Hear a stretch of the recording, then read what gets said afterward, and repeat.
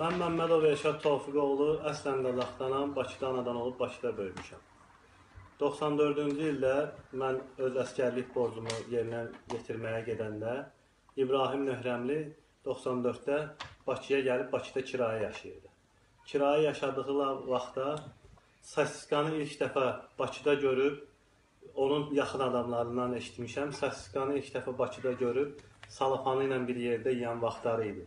Lakin indi milyarderdir, ilin iş adamıdır, qardaşı diaspora sədridir və Azərbaycanda sözün əsl mənasında at oynadır. Amma mən buna son qoymaq üçün Azərbaycandakı mənim mitinglərimdən, aksiyalarımdan xəbəriniz var və mən həmin aksiyaları burada Azərbaycanda yox, Avropada yerinə yetirəcəm və mənim bu qədər mətbuatda gedən, qəzetlərdə gedən məqalələrim, etdiyim aksiyalarım Azərbaycanda heç bir faydasını vermədi. Nəyə görə faydasını vermədi? İbrahim Nehrəmli birbaşa ailənin adından istifadə edir. Mən də son vaxtlar aldığım məlumata görə Arif Paşayev cənablarının adından istifadə edir. Mehriban xanımın atasının ki, bəs yasda, toyda deyir ki, mən gedirəm, ağsaqqal mənsiz çörək yemir, ağsaqqal məni gözləyir, telefonuma zəng elədi. Bu sözlərlə bütün adiyyəti qurumları susturur. Mən 2 dəfə Zakir Qaralovun qəbulunda olmuşam, məni haqlı sayıb baş prokuror. Mavini Rüstəm Yusubovun qəbulunda olmuşam, məni haqlı sayıb. Korrupsiyanın generalı Kamran Əliyevin qəbulunda olmuşam, 2 dəfə məni haqlı sayıb. Korrupsiyanın şöbə müdürü Vüqar Əliyevin qəbulunda olmuşam, məni haqlı sayıb. Nazır Quliyev məni haqlı sayıb, korrupsiyanın prokuroru. Mən 4 dəfə prezident aparatında olmuşam, hamısı məni haqlı sayıb.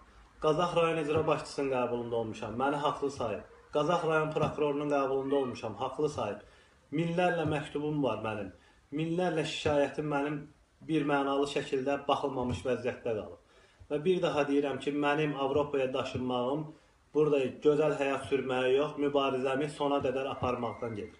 Və mən Avropada ölkə başçısı gələndə bax bu mikrofonla yaxına da gedə bilməsəm və bu üç rəngli bayrağımızla kənardan da olsa qışqırıb bu haqsızlıqlar barəsində hökmən ölkə başçısına məlumat verəcəm. Sonra da bir faydası olmasa, amma mən inanıram ki, olacaq.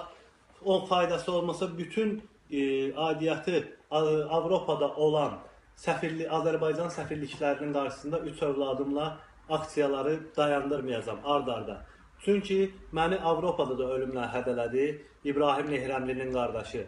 Ki, bəs səni öldürəcəyik, sən məni tanıyırsan, biz kimi, məni dostlarından soruş. MT-nə, baş prokurora,